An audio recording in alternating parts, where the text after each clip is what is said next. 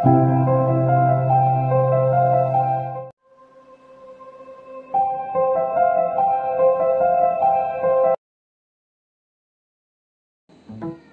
kita bahas mengenai persiapan ujian sekolah, yaitu di sini sudah saya rangkum beberapa hal yang biasanya itu keluar dalam ujian sekolah. Yang pertama nanti mengenai kompetensi dasar, pokok bahasan, soalnya itu mudah, sedang atau sukar, indikator soalnya. Yang pertama biasa yang keluar itu mengenai menerapkan operasi pada bilangan berpangkat. Pokok bahasanya itu bilangan berpangkat, biasanya soalnya itu sedang. Peserta didik dapat menyederhanakan bilangan bentuk pangkat. Ini mengenai bilangan berpangkat pada kelas 10 semester 1. Bisa dibuka buku saat kelas 10, bisa cari-cari contoh soalnya. Kedua yaitu menerapkan operasi pada bilangan berpangkat. Bilangan berpangkat itu biasanya sukar. Peserta didik dapat menentukan nilai dari bilangan bentuk pangkat. Nah, ini lebih sukar karena suruh mencari nilai dari yang ditanyakan, misal X atau Y-nya. Berikutnya, menerapkan operasi pada bilangan irasional. Bilangan irasional mudah, peserta didik dapat menyederhanakan bilangan irasional. Misal saja itu akar berapa. Ya, bisa cari ini juga seperti di kelas 10 semester 1. Berikutnya, menerapkan operasi pada bilangan irasional. Operasi yaitu merasionalkan bentuk akar. Soalnya biasanya sedang. Peserta didik dapat merasionalkan bilangan bentuk akar. Nah, ini nanti dirasionalkan. Akar berapa nanti rasionalnya berapa. Selanjutnya yaitu mengenai menerapkan konsep logaritma. Logaritma itu biasanya sedang. Peserta didik dapat menentukan nilai suatu logaritma dengan menggunakan sifat-sifatnya. Nah, sifat-sifat dari logaritma itu juga di semester 1. Berikutnya menerapkan konsep logaritma. Ya, logaritma juga pokok bahasanya biasanya sedang. Peserta didik dapat menentukan nilai suatu logaritma dengan menggunakan sifat-sifatnya. Tidak jauh berbeda dengan yang atas, yang bawah juga sama, tetapi tipe soalnya itu berbeda biasanya. Selanjutnya yaitu menjelaskan metrik dan kesamaan metrik dengan menggunakan masalah kontekstual dan melakukan operasi pada metrik yang meliputi penjumlahan, pengurangan, perkalian, skalar, dan perkalian serta transpose. Itu materi kelas 2 semester 1 yaitu mengenai operasi metrik. Ya, biasanya sedang. Yang akan dicari peserta didik dapat menentukan kesamaan metrik. Artinya metrik 1 sama metrik 2 itu kesamaannya yang mana, suruh mencari. Nanti yang X atau A biasanya seperti itu. Bisa dibuka buku di kelas 2. Selanjutnya menjelaskan metrik dan kesamaan metrik dengan menggunakan masalah kontekstual dan melakukan operasi pada metrik meliputi penjumlahan, pengurangan, perkalian, skalar, perkalian, serta transpose. Nah, ini sama operasi metrik. Biasanya mudah. Yaitu peserta didik dapat menentukan hasil operasi metrik dan transposnya metrik. Hasil operasinya ya bisa penjumlahan, metrik dengan metrik, perkalian atau pengurangan. Ya. Berikutnya menjelaskan metrik dan kesamaan metrik dengan menggunakan masalah kontekstual dan melakukan operasi pada metrik meliputi penjumlahan, pengurangan, perkalian, skalar, dan perkalian serta transposnya. Yang berkaitan dengan determinan metrik biasanya mudah. Peserta didik dapat menentukan nilai determinan metrik ordo 3x3. Ini juga sama di kelas 2, yaitu mencari determinan kanan dikurangi kiri biasanya ya. Nah, metrik utama ditambah 2 metrik utamanya. Habis itu nanti di kanan dikurangi kiri. Bisa lihat di bukunya.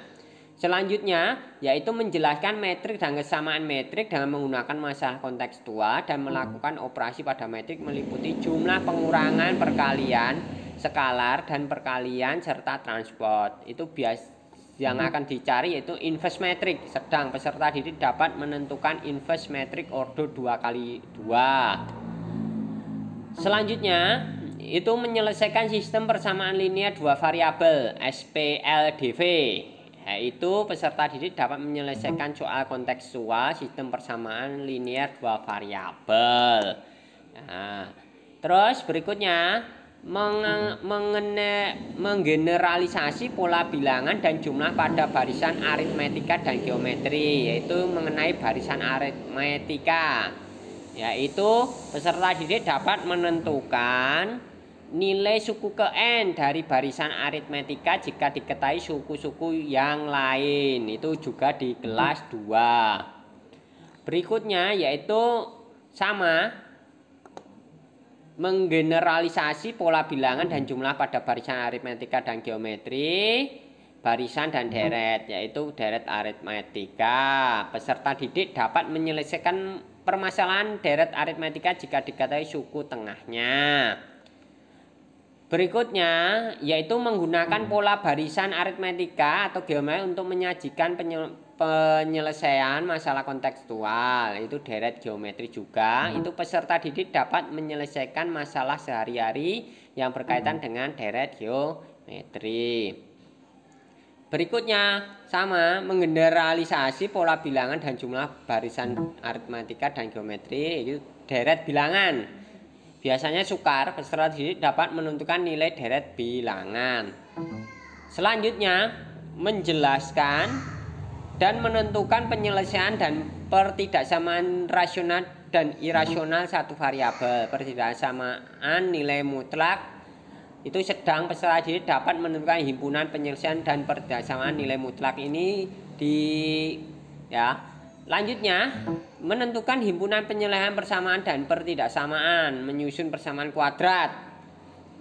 Peserta didik dapat menentukan operasi akar-akar peserta persamaan kuadrat. Menentukan himpunan penyelesaian persamaan dan pertidaksamaan kuadrat, menyusun persamaan kuadrat.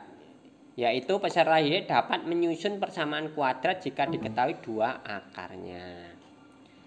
Menyelesaikan masalah yang berkaitan dengan persamaan rasional dan irasional 2 variabel. Yaitu peserta didik dapat menentukan model matematika dari soal cerita yang diberikan. Berikutnya, menjelaskan dan menentukan penyelesaian pertidaksamaan rasional dan irasional 2 variabel, sistem pertidaksamaan linear 2 variabel.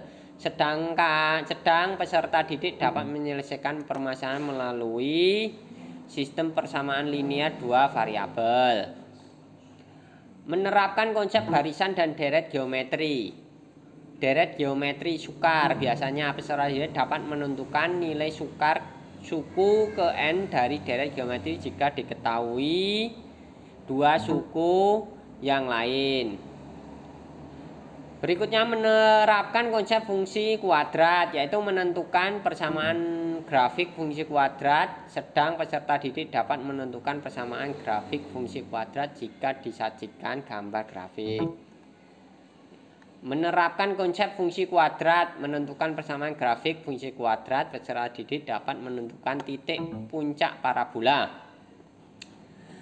Berikutnya menerapkan konsep komposisi fungsi, menentukan hasil komposisi fungsi. Peserta didik dapat menentukan hasil komposisi fungsi. Selanjutnya menjelaskan operasi komposisi pada fungsi dan operasi inverse pada fungsi inverse serta sifat-sifat serta menentukan ekstensinya inverse fungsi. Peserta didik dapat menentukan inverse dari suatu fungsi. Selanjutnya mendeskripsikan ingkaran, konjungsi, disjungsi, implikasi, biimplikasi dan ingkaran. Itu loh logika matematika ya. Menentukan simpulan penyataan peserta didik. Selanjutnya menyelesaikan masalah kontekstual yang berkaitan dengan program linier, menentukan nilai maksimum. Itu biasanya peserta didik dapat menyelesaikan masalah sehari-hari yang berkaitan dengan program linier. Berikutnya menentukan hubungan antara unsur-unsur dalam bangun ruang, yaitu tentang jarak titik ke titik dari suatu bangun ruang. Yaitu peserta didik dapat menentukan jarak antara titik dari bangun kubus. Berikutnya menentukan hubungan antara unsur-unsur dalam bangun ruang, yaitu sudut antara garis dan bidang. Biasanya peserta didik dapat menentukan besar sudut antara garis dan bidang. Selanjutnya menentukan dan menggunakan nilai perbandingan trigonometri suatu sudut. Ya, biasanya itu berkaitan dengan trigonometri pada segitiga siku-siku. Berikutnya menentukan dan menggunakan nilai perbandingan trigonometri suatu sudut, yaitu nilai trigonometri di kuadran 2. Peserta didik dapat menentukan nilai trigonometri pada kuadran 2. Selanjutnya menentukan nilai mengkonversi koordinat kartesius dan kutub. Konversi koordinat kartesius menjadi kutub. Peserta didik dapat mengubah koordinat kartesius menjadi kutub. Selanjutnya menerapkan transformasi bangun datar, translasi. Biasanya mencari translasi. Berikutnya menerapkan transformasi bangun datar, translasi dan rotasi. Menentukan kejadian, yaitu peluang kejadian. Itu di kelas 3. Peserta didik dapat menentukan peluang. Menyelesaikan masalah yang berkaitan dengan peluang kejadian, yaitu frekuensi harapan. Selanjutnya menerapkan konsep vektor pada bangun ruang, vektor di ruang 3. Menyelesaikan masalah kontekstual yang berkaitan dengan kaidah pencacahan. Selanjutnya menyelesaikan masalah kontekstual yang berkaitan dengan kaidah pencacahan, yaitu kaidah pemacacahan, yaitu peserta didik berkaitan dengan kombinasi. Selanjutnya menganalisis ukuran penyebaran data tunggal dan kelompok. Ukuran penyebaran data, ya, mencari simpangan baku dan data tunggal. Selanjutnya menjelaskan limit fungsi, yaitu peserta dapat menentukan fungsi aljabar untuk X mendekati suatu konstanta. Menjelaskan sifat-sifat turunan fungsi aljabar dan menentukan turunan fungsi aljabar menggunakan definisi, yaitu biasanya mencari turunan pertama dari suatu fungsi aljabar. Selanjutnya itu sama fungsi turunan, tetapi mencari interval nilai X agar suatu fungsi naik. Selanjutnya sama tetapi mencari, yaitu integral tak tentu. Integral tak tentu suatu fungsi aljabar. Berikutnya yaitu mencari kaidah pencacahan. Peserta didik penyelesaian pengisian tempat. Berikutnya yaitu mengenai ukuran pemusatan data. Peserta didik dapat menentukan rata-rata gabungan. Berikutnya menganalisis ukuran pemusatan, yaitu dapat menghitung modus data kelompok. Terakhir peserta didik dapat Sekian video dari saya, semoga bisa bermanfaat untuk persiapan ujian sekolah. Terima kasih, jangan lupa subscribe, like, komen ya. Makasih.